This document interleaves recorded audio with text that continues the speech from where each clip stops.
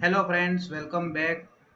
In this video, we are going to discuss about the replacement of async tasks. So if you guys are familiar about the Android coding, you might be aware about async task as well. So async task mainly we use for the uh, executing the code which are not normally allowed on the main thread, like fetching data from the server or downloading some data or any other code which might take so much time to get completed. So that kind of code we normally write with the help of async task.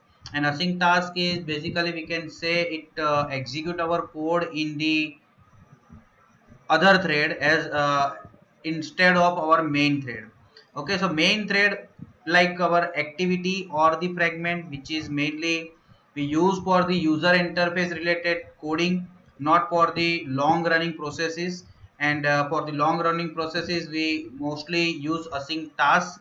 So guys, with the new coding updates, async task is getting deprecated. That means it might be it might get removed from the coding as well in future, right? So currently it is working, but it is deprecated. So we should find some other alternatives of the async task.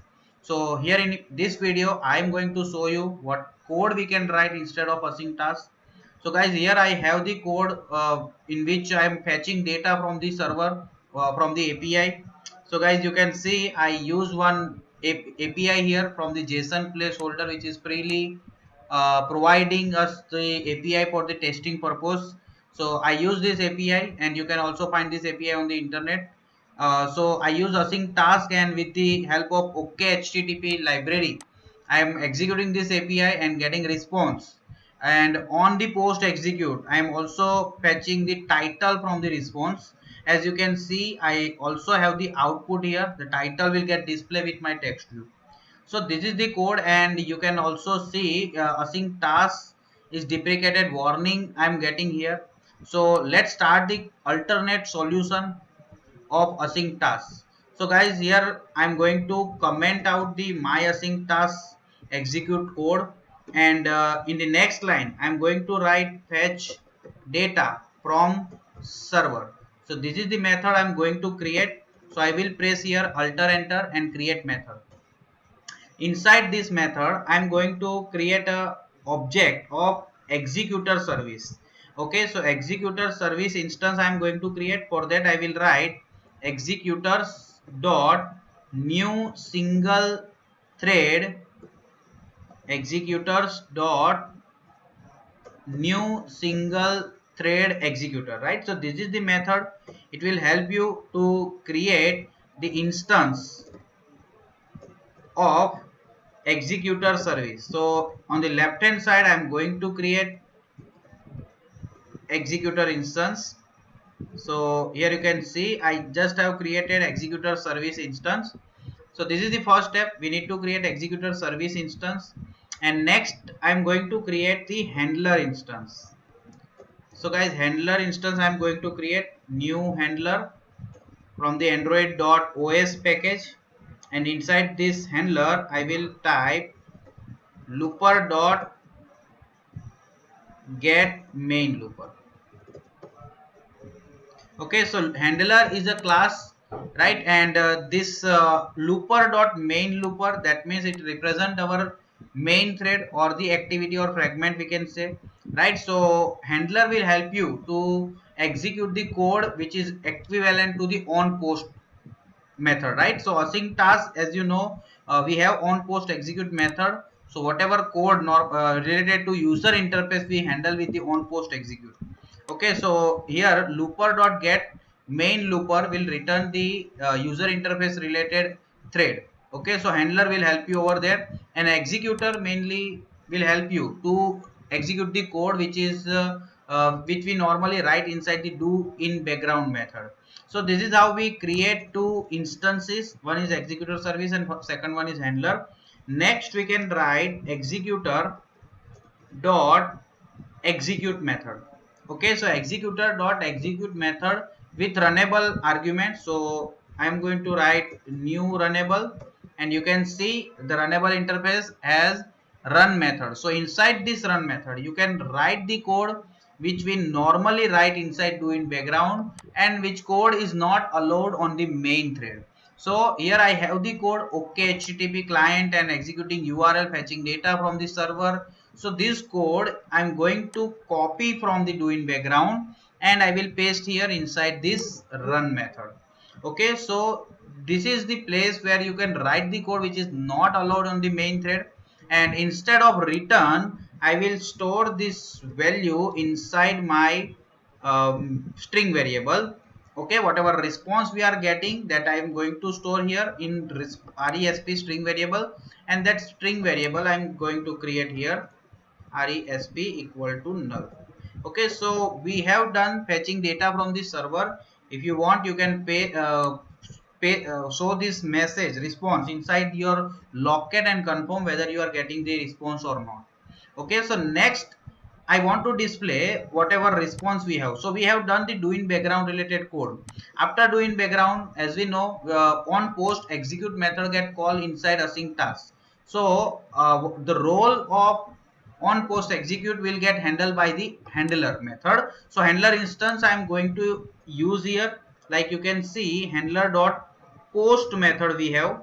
Okay, so handler dot post method with runnable argument. So again I will type here runnable, and here you can handle the response we are getting from the server. Okay, so you can display the message inside your text view or UI related stuff you can write down here. Okay, as you can see inside my on post execute I have written the code of JSON parsing. Okay, so the same code I am going to copy from the on post execute and I will paste the code here. Okay, so response object we already have declared here string RESP, and that response object will be available here as well. Okay, so variable RESP is accessed from within inner class, needs to be final. Okay, so it is asking me to make it final, but instead of making it final I will create this response object outside this executor. Okay, and one more problem we are getting here. So no problem, we can create this response at the class level as well, so there will be not an issue. Okay, so here we getting the response and we are having JSON parsing related code, and we will display the title here. Finally we will have here semicolon. So indirectly this is the code which will get executed, which is we writing inside on post execute method. Okay, so this is how we are replacing our code. We will get the help of executor service as well as the handler. One more thing we can do here is, you can see in my async task related code I have progress dialog as well. So we can display the progress dialog before we start executor.execute code. So you can see here I'm going to write progress dialog PD equal to new instead of new we will have progress dialog dot show, and context that I can write here main activity dot this comma wait comma loading, right? So this is the progress dialog we will see before we start our server related code.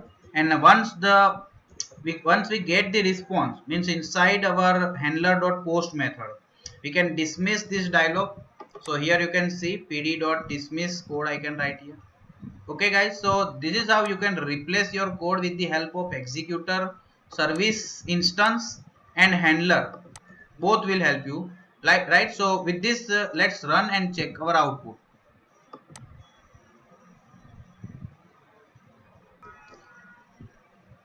So guys, here you can see our application run successfully, and we are also getting the response successfully. We are fetching data with the help of executor service instead of async tasks. So guys, you can also replace this runnable interface anonymously with the lambda expression. We have updated syntax with Java. So simply you need to alter enter here and replace with lambda. Okay, so this code will be much shorter and more better to understand.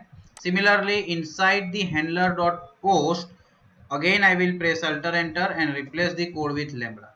Okay, so this will make our coding much better and shorter, right? So we can replace our code with this lambda expression as well. So guys, next we can write a code which can be used with everywhere, right? Currently this code is only applicable inside our activity, but we can make this code applicable, and it can be used from any of our activity, any of our fragment, or from our applications, any corner, right? So we can make this code standardized, right? So that can be used from anywhere. So guys, I hope you like this video, and don't forget to subscribe, comment and share this video. We will back with some new coding. Thank you guys, thank you so much for watching this video.